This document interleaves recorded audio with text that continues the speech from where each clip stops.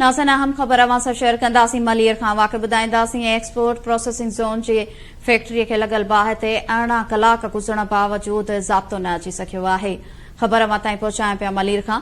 अवां खे ॿुधाईंदासीं त बाहि 4 फैक्ट्रियुनि खे वकोड़े वई आहे। 3 फैक्ट्रियुनि मां बाहि विसाई वई आहे।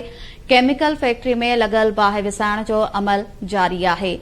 अवां खे ॿुधायूं पिया त बाहि सबब इमारतूं तबाह थी वयूं आहिनि। 5 ॼणा सड़ी ज़ख़्मी बि थी पिया आहिनि। बाहि ते ज़ाब्तो अचण में कुझु कलाक लॻंदा, रेस्क्यू अमले जो चवणु आहे।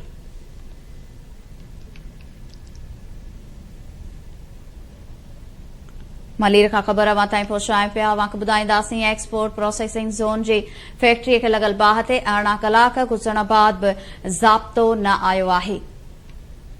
बाहि 4 फैक्ट्रियुनि खे वकोड़े वई आहे। 3 फैक्ट्रियुनि मां बाहि विसाई वई आहे, जॾहिं त केमिकल फैक्ट्री में लॻल बाहि विसाइण जो अमल जारी आहे।